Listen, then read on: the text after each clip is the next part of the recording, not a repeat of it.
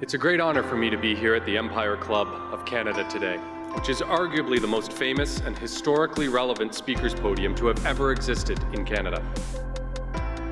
It has offered its podium to such international luminaries as Winston Churchill, Ronald Reagan, Audrey Hepburn, the Dalai Lama, Indira Gandhi, and closer to home, from Pierre Trudeau to Justin Trudeau. Literally generations of our great nation's leaders, alongside with those of the world's top international diplomats, heads of state, and business and thought leaders.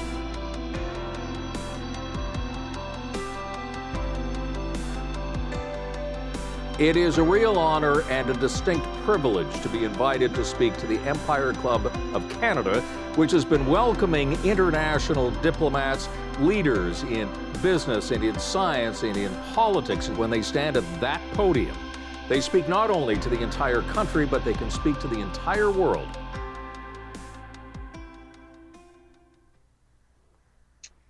Good afternoon, fellow directors, past presidents, members, and guests. Welcome to the 117th season of the Empire Club of Canada. My name is Antoinette Tumilo. I'm the president of the Empire Club and your host for today's virtual event, Defining Recognition and Development under the UN Decade for People of African Descent and UN 75, Roadmap for Canada's Black Youth. We have a very well-informed panel speaking to this today, which I will introduce in a few moments.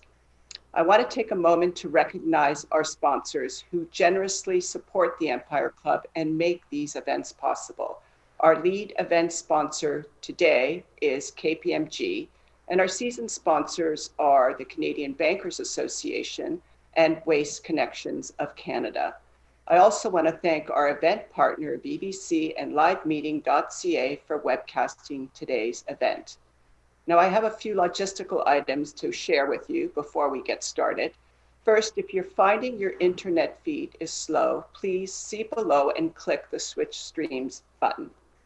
And don't hesitate to press the Request for Help button if you're experiencing technical difficulties. Our team will be happy to assist you. It is now my pleasure to call this virtual meeting to order. 2020 has opened the eyes of many to the necessary changes needed throughout our country and the world. The Black community in Canada has faced centuries of systemic racism, and there is a strong call now, more than ever, to work together to stop the oppression. But what does it mean to be a young person within the Black community in Canada? What are the prospects for the future? Is the situation encouraging going forward? Have there been setbacks related to the pandemic? And how does this community differ from its US counterpart? There are a lot of questions that need answers. Now, more than ever before, people are starting to think strategically and in long-term perspectives. This will hopefully provide more opportunities and options for young Black Canadians. Our panel today will offer a vision for youth leadership in our country within the context of the Black communities. They'll discuss employment and employability prospects, education, and the urgency of intergenerational collaboration. Now, before we hear more, let me introduce our panel. Senator Wanda Thomas Bernard, Senator of Nova Scotia, East Preston. Dr. Thomas Bernard is a highly regarded social worker, educator, researcher, community activist, and advocate of social change. She has worked in mental health at the provincial level, in rural community practice at the municipal level, and since 1990 as a professor at the Dalhousie School of Social Work, where she has also served as a director for a decade. In 2016, she was appointed Special Advisor on Diversity and Inclusiveness at Dalhousie University, and she is the first African Nova Scotian to hold a tenure-track position at Dalhousie University and to be promoted to full professor. Dr. Thomas Bernard is also a founding member of the Association of Black Social Workers, which helps address the needs of marginalized citizens, especially those of African descent. Stephanie Day works for UN Women as a national coordinator in Canada for the We Empower program, encouraging deeper action in both private and public sectors to advance women's economic empowerment in Canada. She is a non-executive director at Global Frontier Markets risk firm Damina Advisors and vice president finance for the Board of Organization of Women in International Trade, Toronto chapter. Stephanie holds a BA honors in political science and law from Carleton University and an MA in international studies and diplomacy from SOAS University of London. Georgette Morris is in the doctorate stream of graduate studies at Carleton University in ethics and public affairs. She holds an honors BA in human rights and equity studies, a BA in social sciences, and an MA in public policy administration and law, all from York University, as well as certificates in law and society, public policy analysis, and democratic administration. Her primary research interests are in the area of labor, policy, equity, human rights, immigration, citizenship, government, political debate, public reason, and agenda setting. Georgette has experience working at all levels of government within a range of departments and ministries. Her aspirations include making political debate and access to what is said in Parliament more accessible and understandable to citizens. And Candace Kochapa, welcome back, Candace. I think this is your third time with us this season.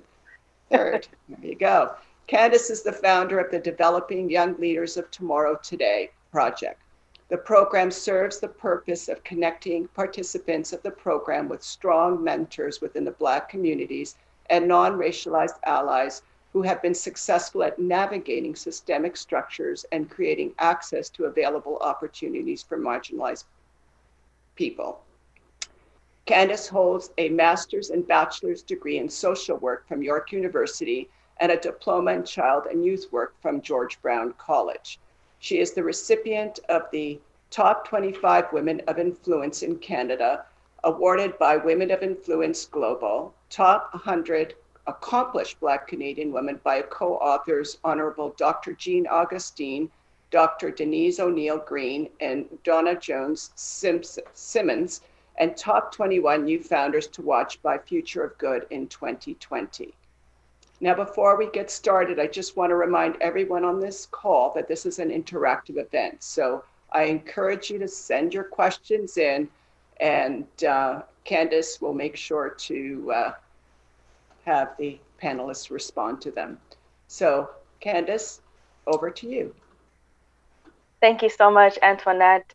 It is such a pleasure and privilege to join each of you today and to have this esteemed panel for this very timely discussion. So without further delay, I'd like to just jump right in. And I'd like to open today's discussion by asking each of you to take 90 seconds to tell us about what you're working on currently in your different roles. So Senator Bernard, why don't I start with you? I was hoping you'd start with one of the younger women on the panel.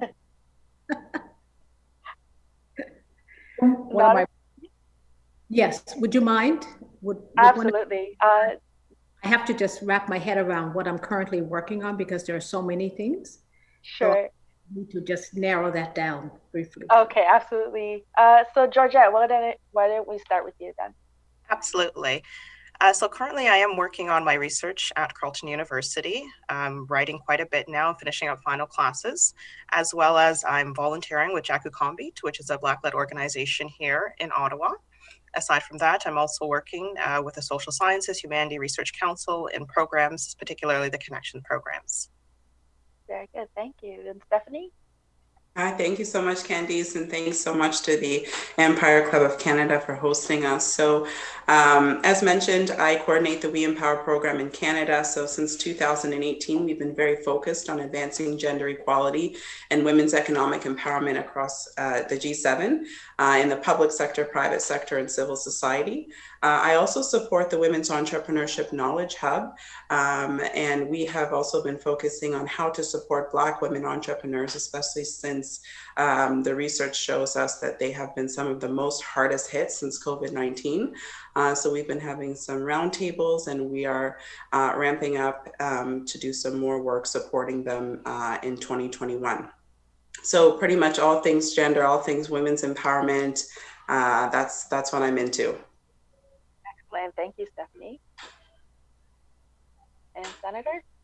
Thank you. And I'm really pleased to be on this panel with such amazing young women. Really appreciate all that you're doing.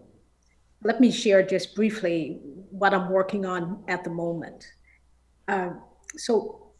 In my capacity as a senator, one of the things that I've been probably most focused on during the pandemic is actually bringing awareness to what I call the collision of the two pandemics. So the pandemic of COVID and the pandemic of anti-Black racism. And then intertwined with that, of course, is heightened awareness around the world about systemic racism, but also here in Canada.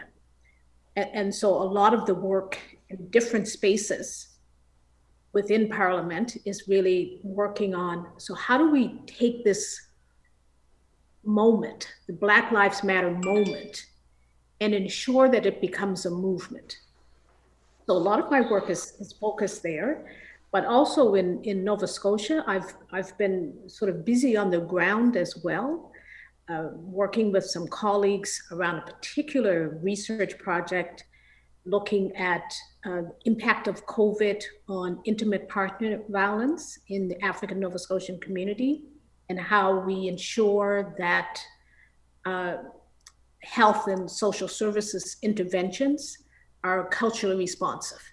So I didn't plan to be involved in that work at that level, but here I am, and that's part of what I love doing. And another big piece that I'm working on is actually looking at employment equity and how we need to look at changes in the legislation to better position us. And for the work that we're going to be talking about today, I think that's really timely. So those are some highlights. Very good. Thank you. Thank you so much, Senator. And thank you, Stephanie and Georgia, for sharing, giving us a preamble of the work that you're currently doing. So today's discussion will be free-flowing, as we mentioned, covering topics relating to the current Canadian experience for Black talent in line with the United Nations declared Decade for People of African Descent, as well as celebrating UN 75. So Senator Bernard, again, I'd like to start with you and ask you, what is your view of the current education and employment opportunities landscape for Black young people? One of the things that I've seen just during the past 7 or 8 months is actually because of the more global awareness of anti-Black racism and the push to ensure that all Black lives matter. I've seen many more opportunities sort of bubble to the surface for people of African descent. It's my sincere hope that those opportunities are not casual opportunities, but they're opportunities that really give space for people of African descent to develop their full potential in the career options of their choice. Educational opportunities is just so important, so critical to employment and employability. You can't talk about employment and employability without also talking about education. And so part of what I see happening now are efforts aimed at seriously addressing some of those barriers to education, which therefore then impact employment and employability.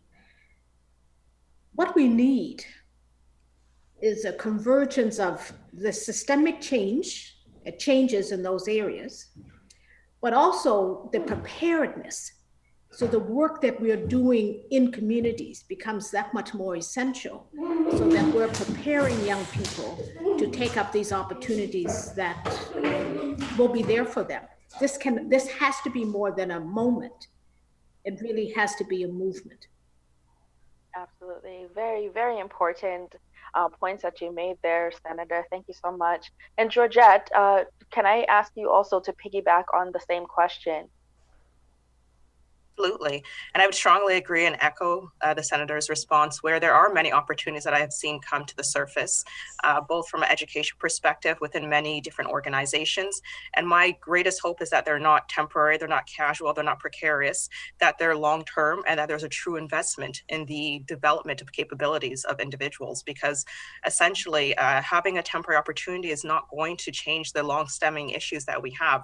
A temporary fix is not a fix to a long systemic issue and problem that's prevalent as well as inherent in many organizations. So what I see now is a conscientious effort across many levels of society that wish to make change and add value and unpack issues and have these difficult conversations. And what I would say is that for Black young people, inclusive of those of African descent and Caribbean, that there is a lot of opportunities out there. And it can sometimes feel overwhelming, but there are many organizations such as Dialogue, such as Jackie Combi, that, you know, share these opportunities. So I would strongly encourage the young people and youth of today to, you know, get in touch with organizations. There's many great opportunities. The other day, for example, I came across a very interesting opportunity to be part of Senate for a day. There's many opportunities for young people.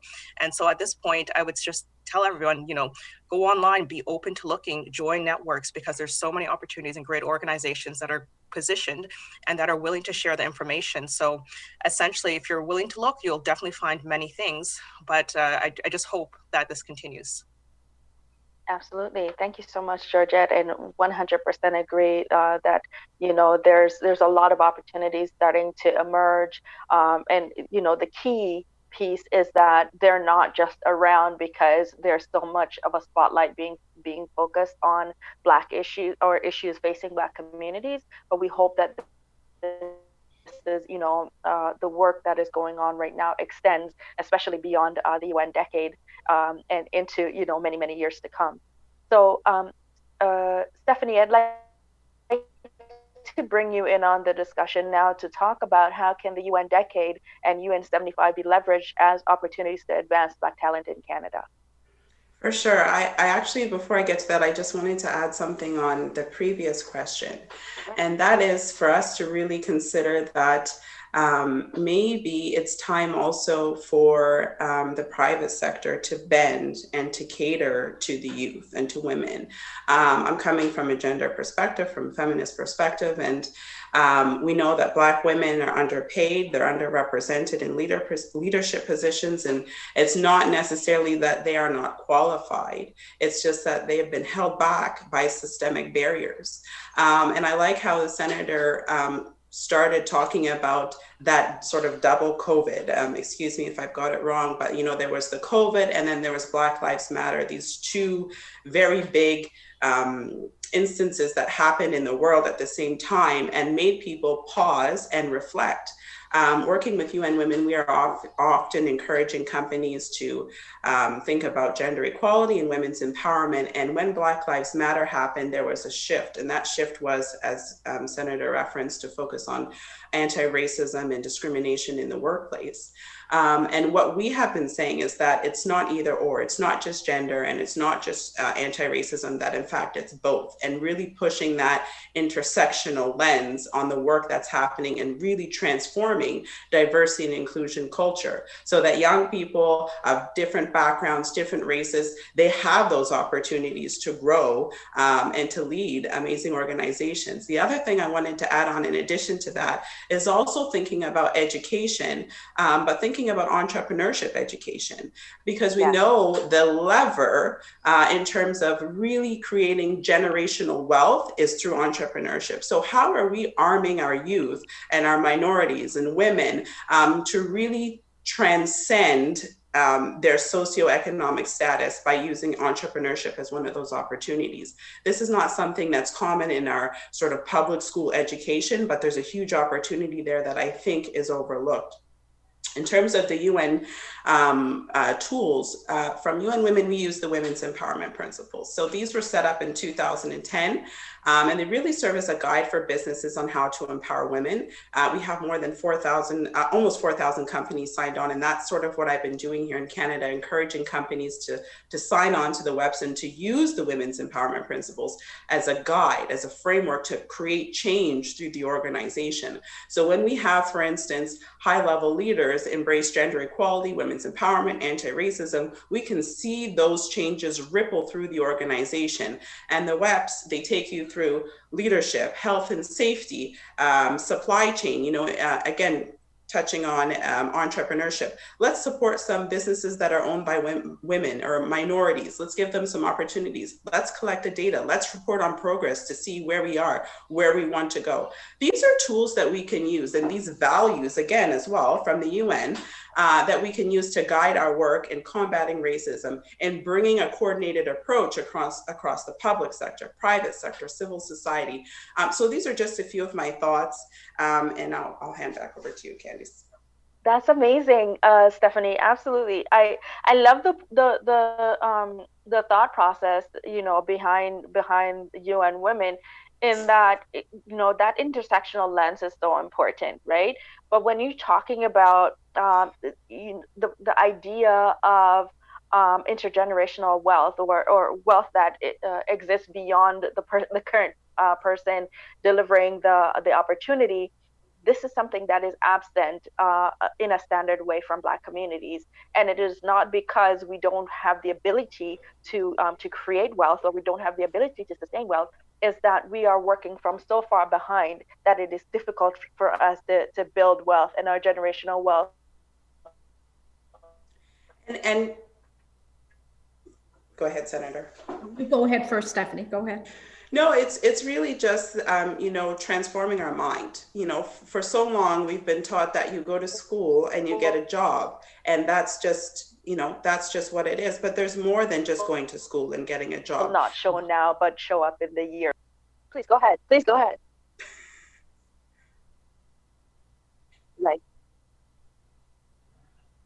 Okay, I can still hear you.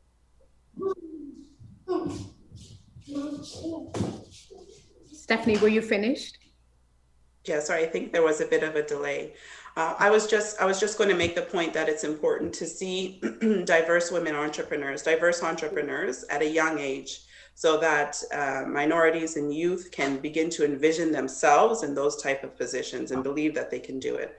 Please, over to you, Senator. Thank you. Stephanie, I'm pleased to hear you talk about entrepreneurship, because it's vital. And when I think about your title, defining recognition and development, what do they really mean? Part of development clearly is entrepreneurship, and how we do that work. And all businesses across the country have been so impacted by COVID. Black businesses in particular are more likely to be smaller businesses, and they have many more barriers that they have to overcome just to stay in the game. And it's very, very challenging. I think about my daughter and son-in-law who took early retirement from very successful careers. My son-in-law is in computer technology, my daughter's in social work, leadership management, in mental health. They took early retirement to start their own business at the age of 40. And they're still in business, but it's very, very, very challenging. And I hear from many Black business owners from across the country about how difficult it's been for them during COVID. And I think it's really important for us to as we're talking about entrepreneurship, to really talk about what are those barriers? What are those barriers in terms of accessing credit?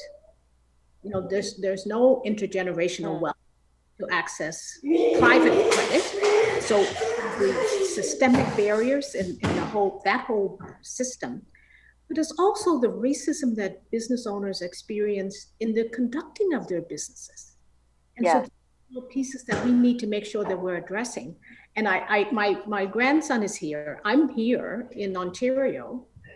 because my daughter and son-in-law are small business owners, and I'm here helping with their two sons. It's part of what we're doing to try to keep us all as a family going forward together. But not every family has that kind of support system that they could do that. Absolutely. Absolutely. Definitely, Senator Bernard. I think, all of us who are parents on this panel today understand what you're experiencing with your grandson.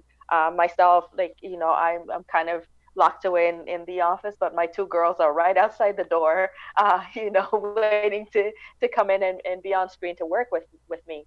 But nevertheless, I'm very excited at the fact that we're focusing on the piece of recognition and development, where we're not just saying to our Black youth or Black community members, continue to try to go and find a job, right? That narrative has always been pushed on us, that's just what we do. However, the creativity that exists within Black communities begs us to be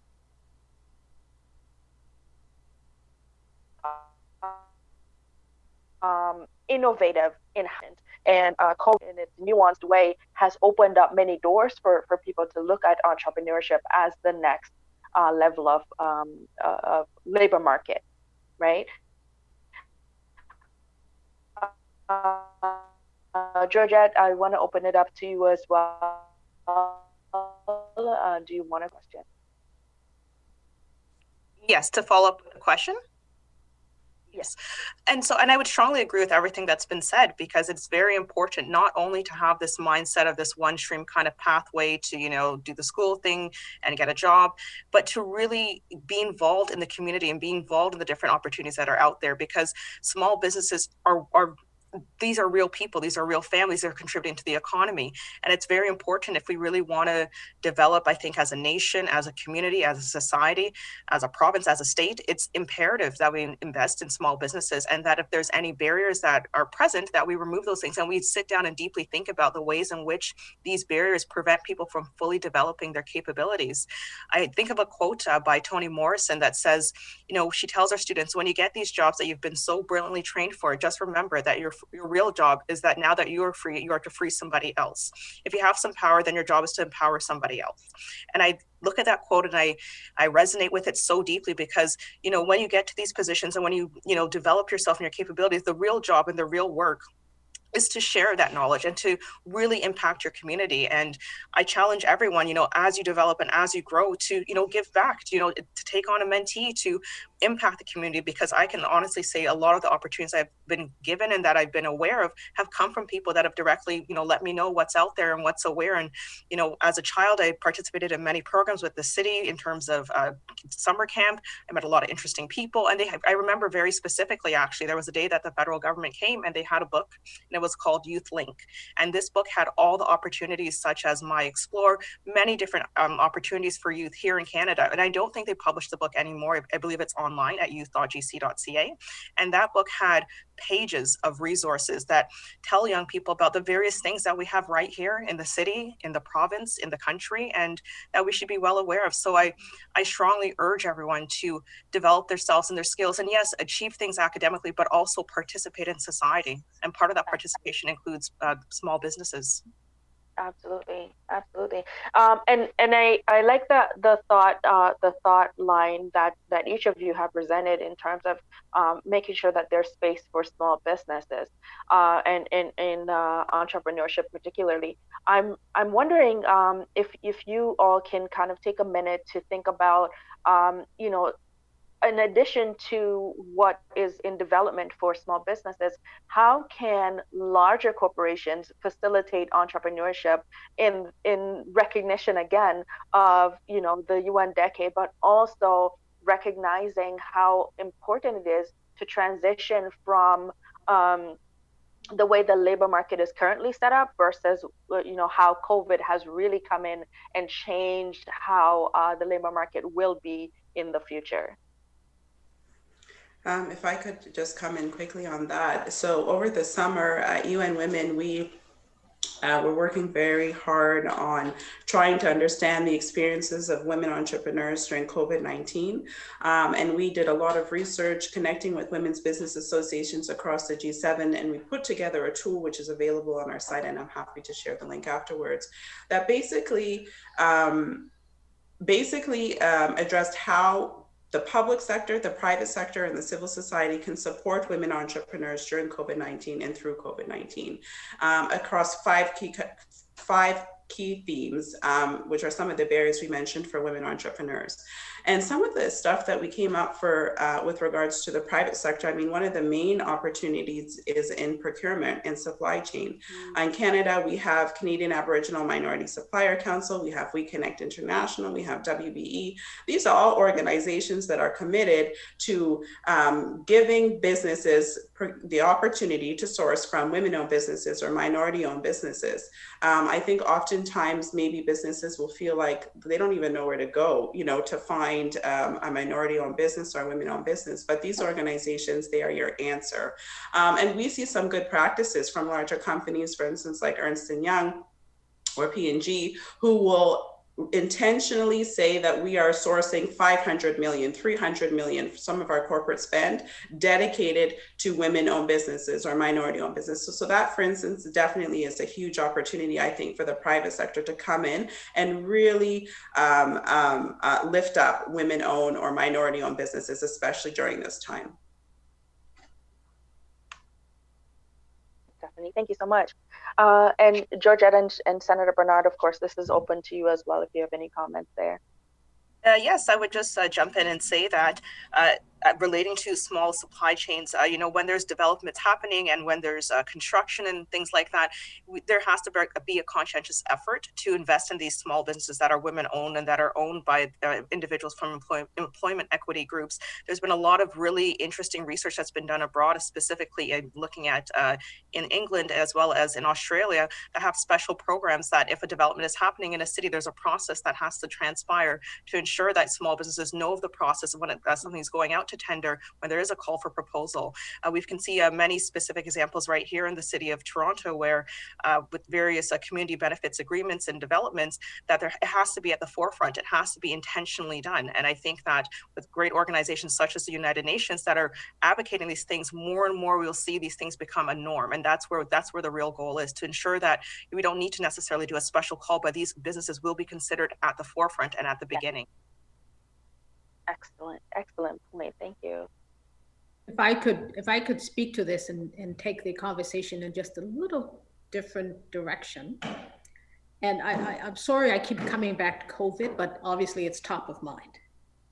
So when I think about COVID and I think about those large companies that were allowed to stay open, and I think about the overrepresentation of racialized women, poor women, newcomers who were in these essential employment sectors and amongst the lowest paid, while some of these companies made more money because of COVID, but how were the women, especially the people who were keeping those businesses open, keeping them going, and the lack of value through the lack of recognition through their pain is something that we ought to be ashamed about in this country. The fact that, you know, some people are even some large companies balk at the idea of increasing minimum wage. Yeah. For these people who are so essential, and we saw that through COVID. And once we're through COVID, once, you know, we're past the crisis, will we go back to the way things were, or will we begin to see things differently? Will, you know, CEOs of these major companies see things differently? Will they value these essential workers in a different way? And most importantly, through how we pay people. Right. I could just add there, sorry. No, go ahead. Yeah, if I could just add that I strongly agree. And when we look at the many businesses that were allowed to stay open and, that were deemed essential, and that they were essential, the workers were essential, yet they were expendable because we didn't care. And we didn't, we had temporary wage increases, but that was a temporary measure. And why is that temporary?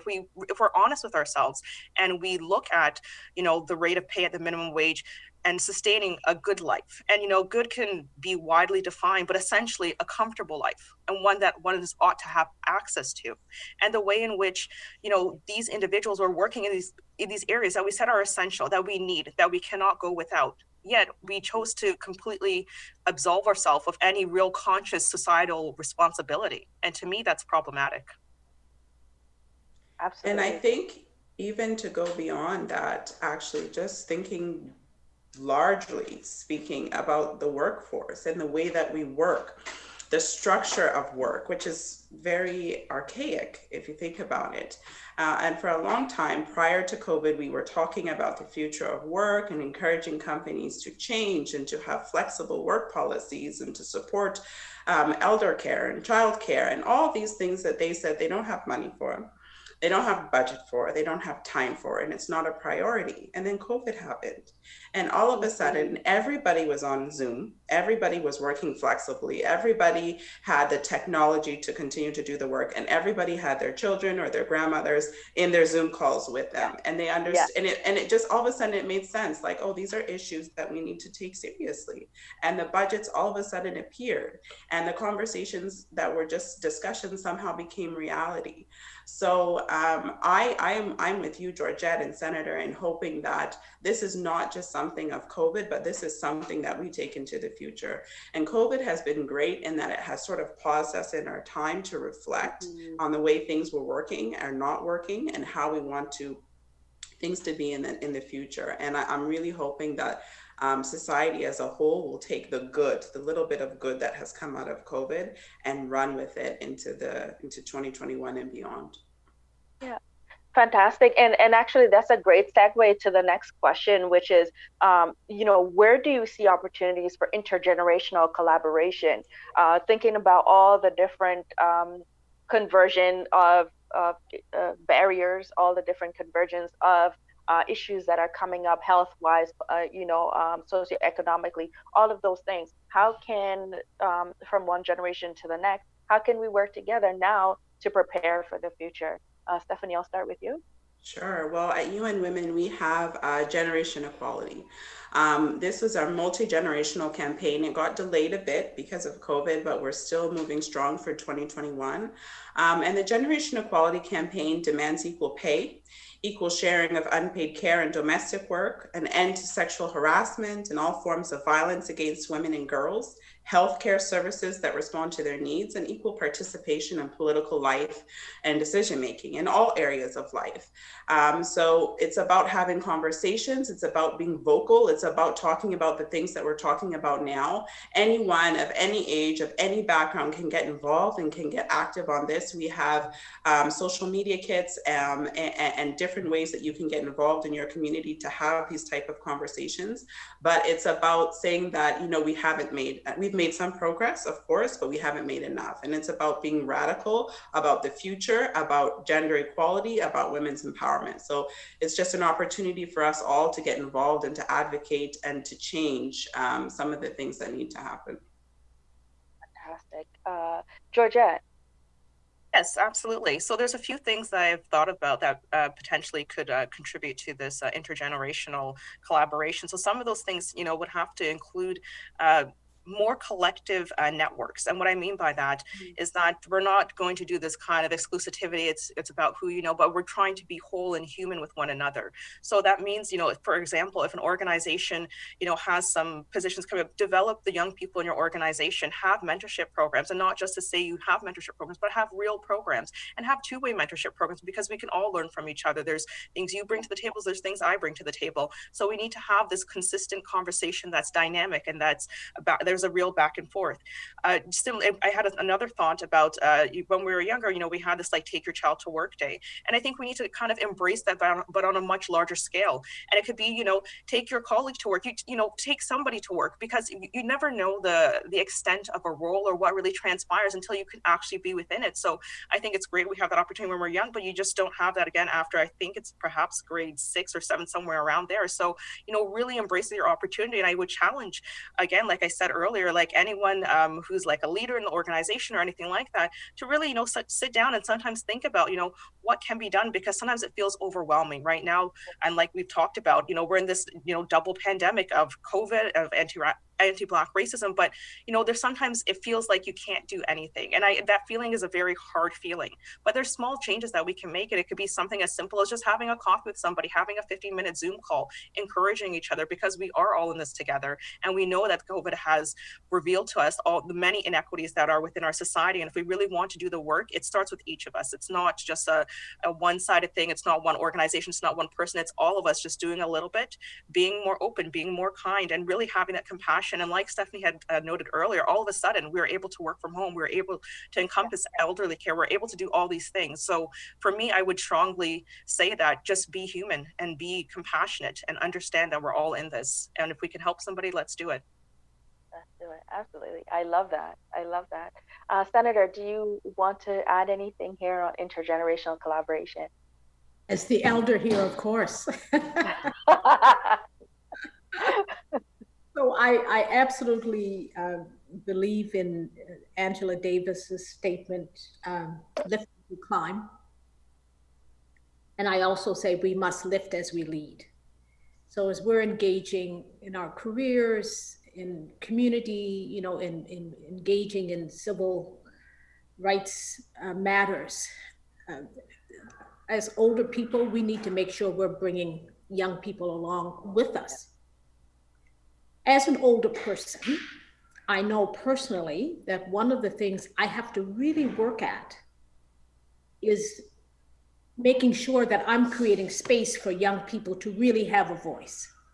And so what does that mean for me? It means that sometimes I have to work at really being quiet. I have to work at really listening.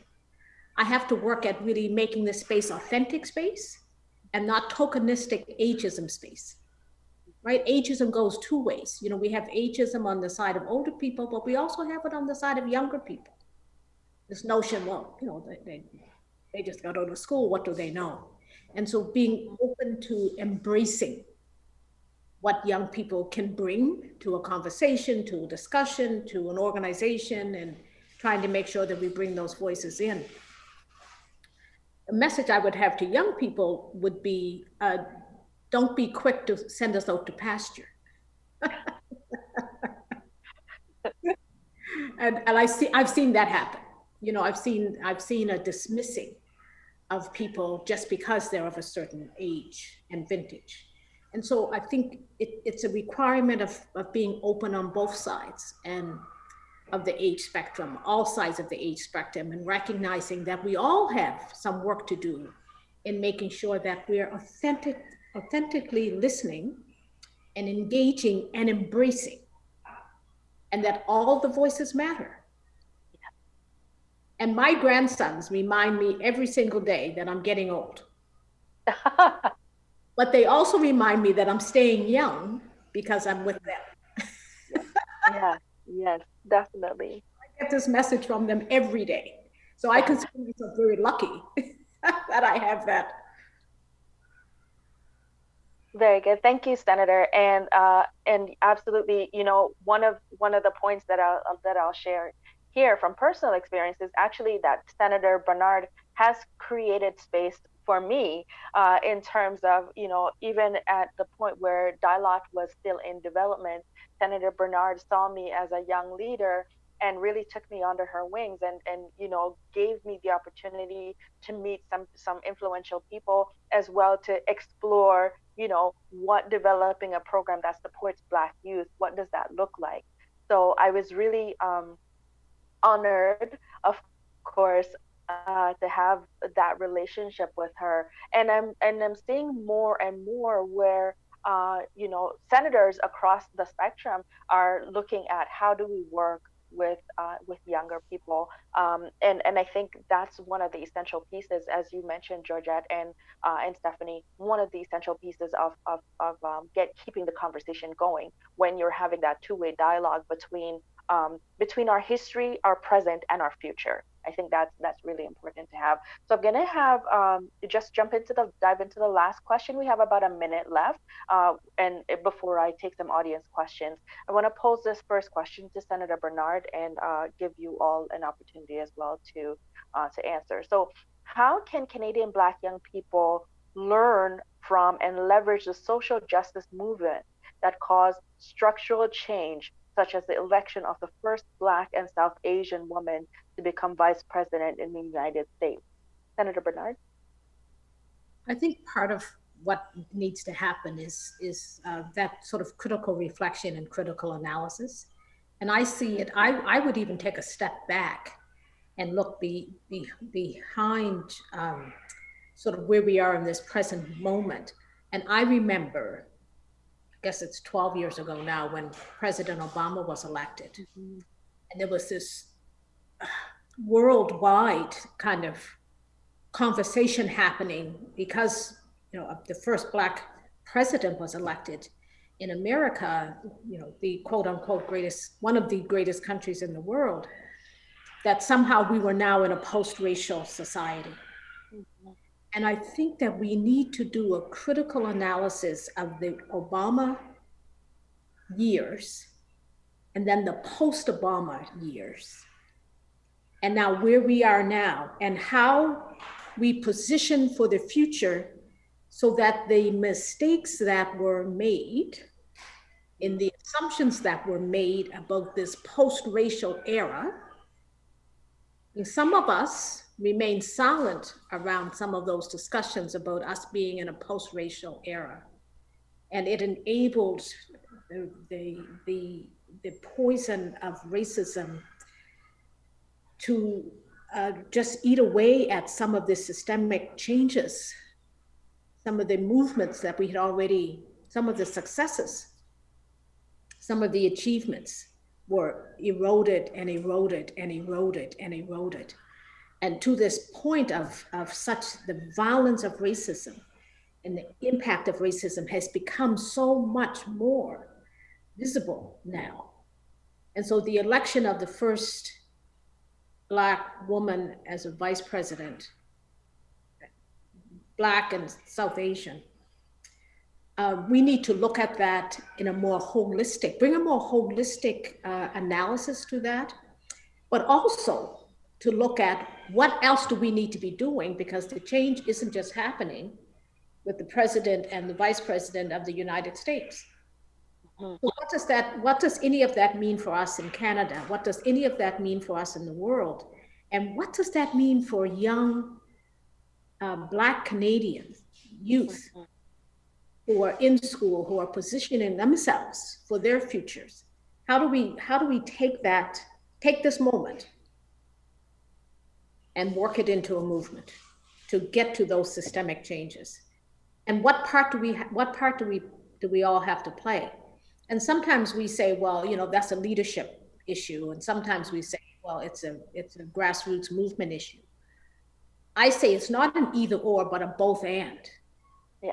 There needs to be that political will from those in leadership positions, but there also needs to be a groundswell of a movement on the ground, working at these issues and influencing decision makers in the best ways that we know how to do. Agree. Absolutely. Thank you, Senator, for sharing that. I would love to engage both Georgette and Stephanie on this question. However, I'm noting that we are out of time, and I do want to give the audience an opportunity to ask some questions. So, we hope to continue this discussion. Nevertheless, we have a first question from the audience coming in. This is from Jebby, and I think it's just open to everyone. So Black communities and brown minority women and men have been deprived does the Canadian government have any plan for marginalized Black committees along with Brown committees? If so, what are they? I'm going to presume I can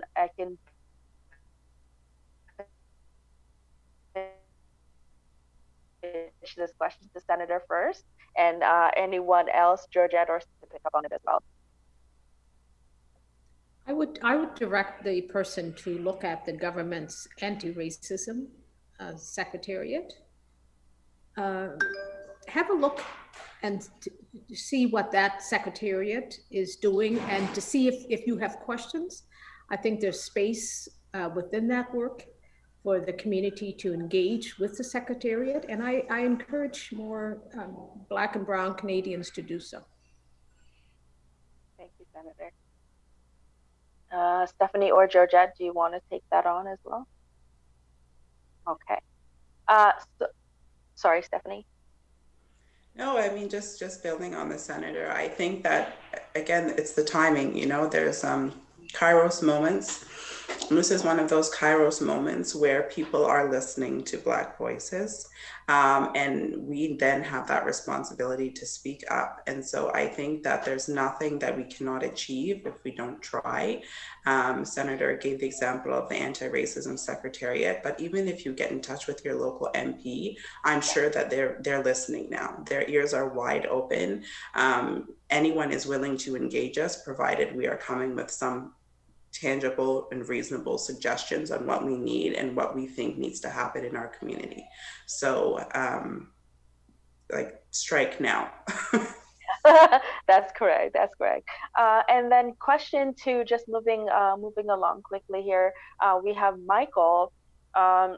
He says, Senator Bernard spoke to the opportunity to push for stronger employment equity legislation federally, as well as provincially, territorially, and municipally, frameworks that are restored, comprehensive, expanded Indigenous peoples, people of color, women, persons with disabilities, and LGBTQ plus individuals.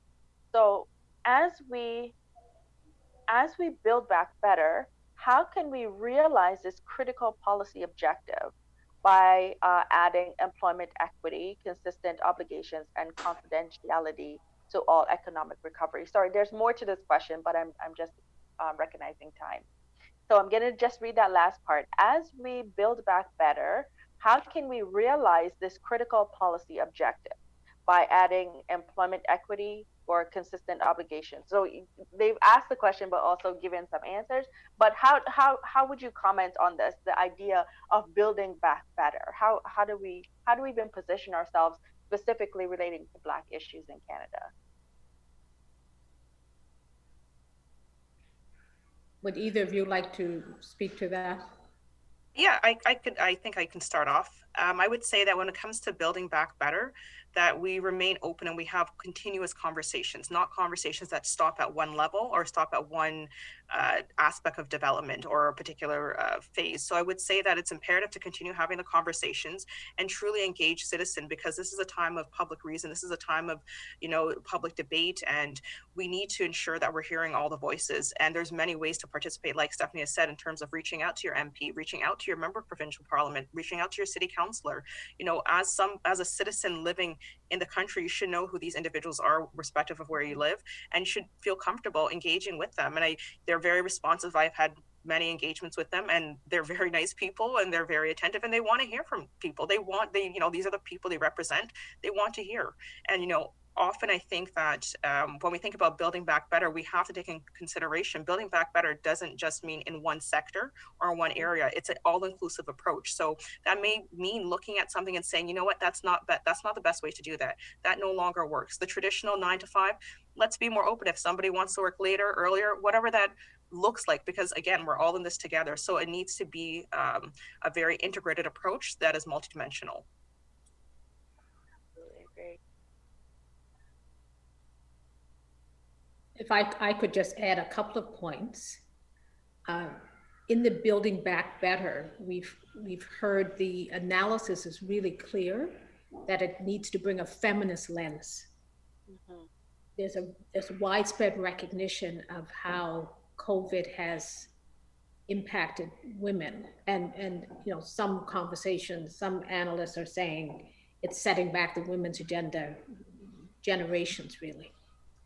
And if that's happening for women, rest assured that for racialized people in general, for Black people in particular, magnify that 2 or 3 times. Mm-hmm.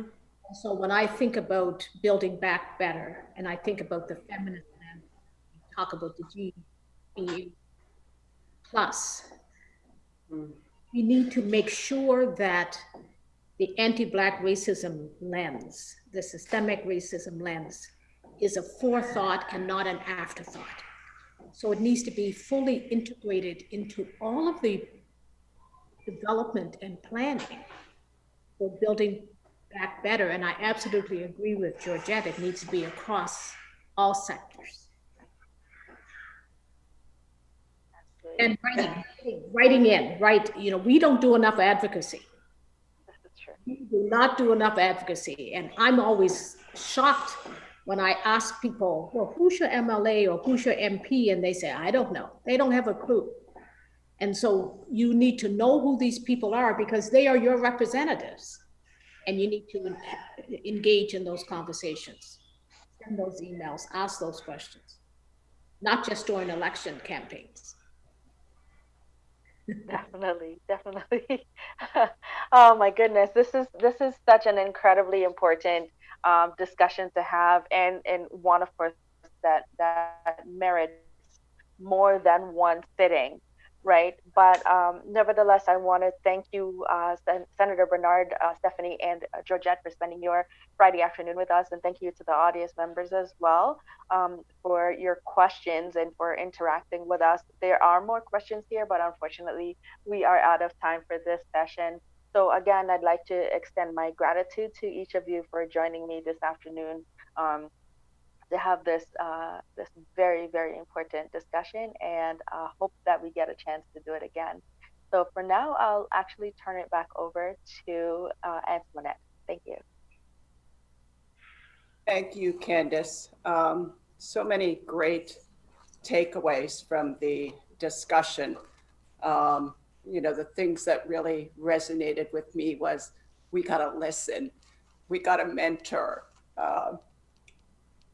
we've got to be there. I love the comment, Senator, on ageism. You're right, we have a voice. and the whole thing about the feminist lens, absolutely so critical. And we've been having a lot of discussions at the Empire Club on that. And I couldn't agree more on we should all be more worried about essential workers than we have been, and nurturing them and helping them and making sure they're paid properly. I get a little emotional about this. We're having our Nation Builder of the Year award, and we are awarding it to frontline workers, and that's all frontline workers. We didn't pick one because there are too many, and they're all over the place, and they touch our lives in so many ways. So that really resonated with me as well. So I want to thank you for taking the time. This was a great discussion, and one that's got to keep going, and one that we've got to keep all being involved. And as a white woman, we want to help too, okay? It's important that it takes a village to solve these problems, and that village is cross-section. It's everybody has to be involved. So thank you. I do want to take a moment to tell you about our upcoming events. On December 7th, we've got Raoul Barjois from the Institute of Corporate Directors coming to speak with us. On December 8th, we have a really interesting panel talking about small business success post-COVID. Everybody really wants to hear about that. And I just spoke about our Nation Builder Award. We're super excited about that event. It's our signature event. It's on December 10th at noon. We've got a roster of VIP celebrities, but the thing that is more touching than everything is the testimonials from people that we've got to also share with our audience. So please join us. We still have some time to for people to submit a testimonial for a frontline worker at #NationBuilder Hero of your choice. We are doing a random draw because, again, how do you pick? And it's, chance of winning $5,000. So please make your nominations or your test. It's not a nomination, it's just a submission. We want to hear those stories and share them with our audience. And registration for all these events is free. So I encourage you all to check it out on our site, and hope you can join us. This meeting is now adjourned, and thank you for joining us today.